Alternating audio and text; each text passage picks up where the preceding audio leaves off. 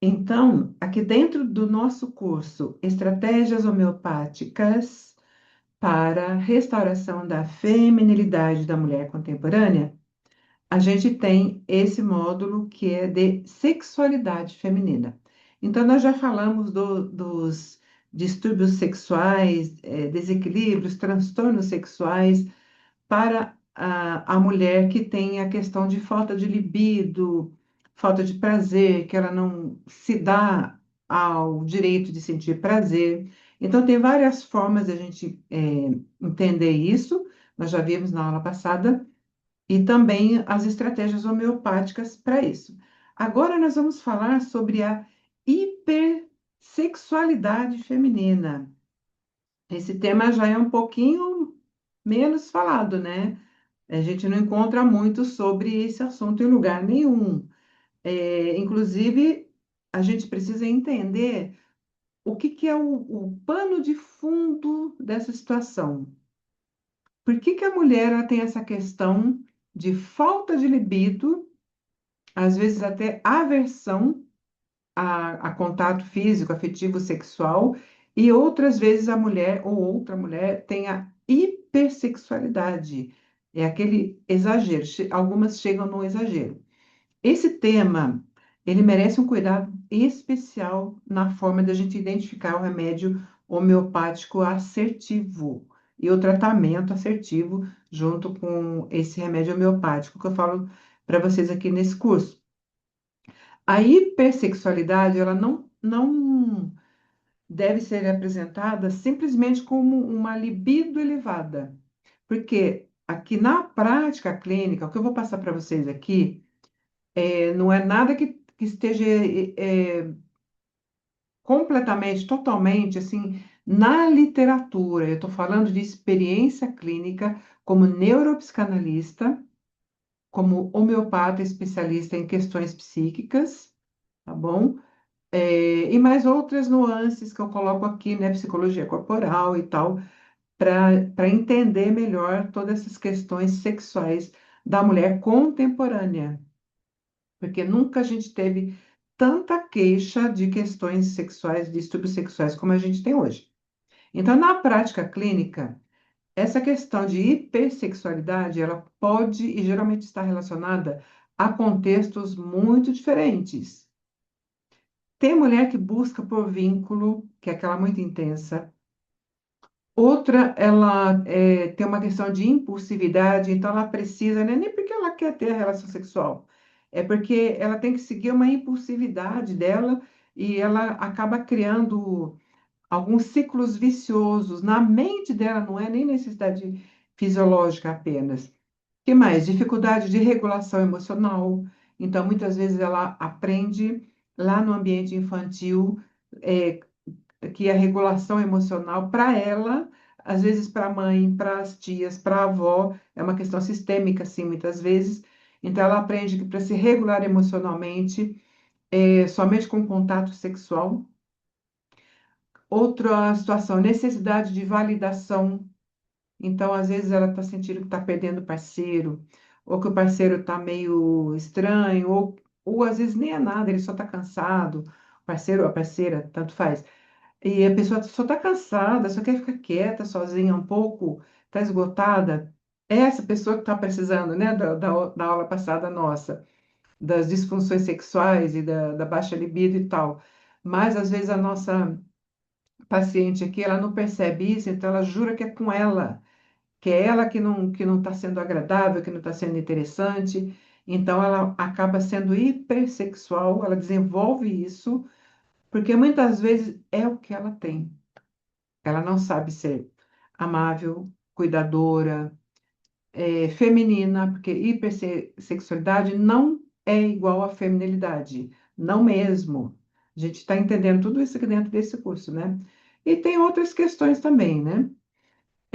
A escolha do medicamento depende justamente de a gente identificar o que aquela sexualidade representa para aquela mulher, para a nossa cliente especificamente, porque cada uma, tá?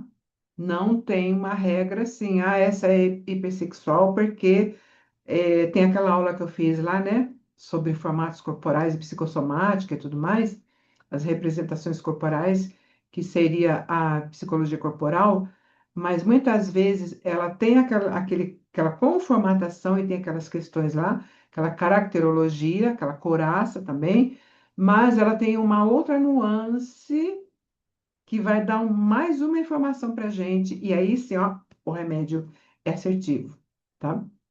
O remédio e as aplicações das sessões de contoterapia e das sessões de neuroespiritualidade que tem aqui dentro desse curso que você aprende aqui a aplicar nas sessões com a sua paciente, enquanto a homeopatia vai trabalhando ali, vai fazendo os efeitos que você espera que faça, né? E que faz, se você escolher direitinho. Então, vamos pensar aqui numa reflexão clínica antes da gente falar sobre os remédios e os perfis dessas mulheres especificamente, na questão de hipersexualidade. Na investigação da hipersexualidade, talvez a pergunta mais importante nem seja por que que essa mulher quer tanto fazer sexo? Por que que ela quer tanta eroticidade? Por que que ela quer tanto estar o tempo todo sendo erótica, seduzindo aquele homem, ou aquela mulher, ou aqueles homens, aquelas mulheres? Por que que ela tem que estar o tempo todo assim? Talvez não seja essa a pergunta, mas a pergunta talvez seja: o que que ela está buscando através desse desejo que ela demonstra que tem e que realmente ela desenvolve no corpo dela? Porque a nossa mente manda em tudo no nosso corpo, né?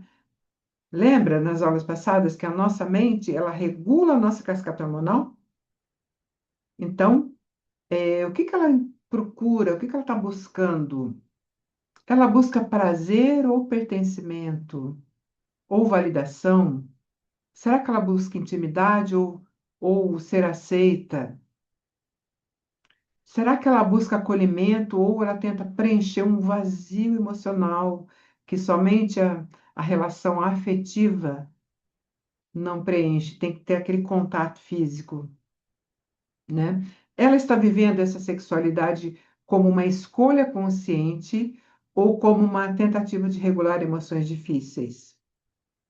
Ela está vivendo essa sexualidade por quê? Porque ela teve uma infância onde ela tinha agressões físicas do pai ou da mãe, e esse tipo de pessoa, de mulher que teve a única forma de contato que ela tinha com aquela mãe ou com aquele pai, para ela sentirem, oh, estou sendo vista, é quando ela levava uma surra, ou quando ela apanhava de alguma forma. E ela provocava, provocava, provocava, por quê? Porque era a única forma do pai ou da mãe olhar para ela, somente para ela, e não para a vida, para os problemas, para os irmãos, para isso, para aquilo, para não sei o quê.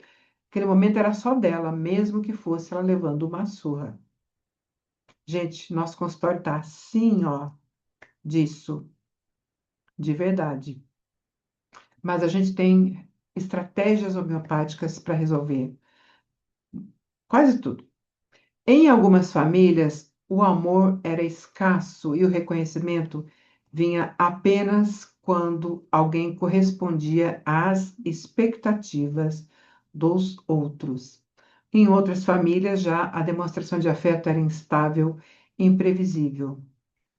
E tem vários outros modelos, como eu falei aqui, né, da família agressiva. Esses modelos, eles vão sim influenciar a maneira como essa mulher constrói vínculos na vida adulta, como ela se relaciona e como ela se relaciona sexualmente. A intensidade da sexualidade para ela tem uma história por detrás disso. Então, a hipersexualidade tem alguma história de hiper lá na infância dela, até os 6, 7 aninhos de idade.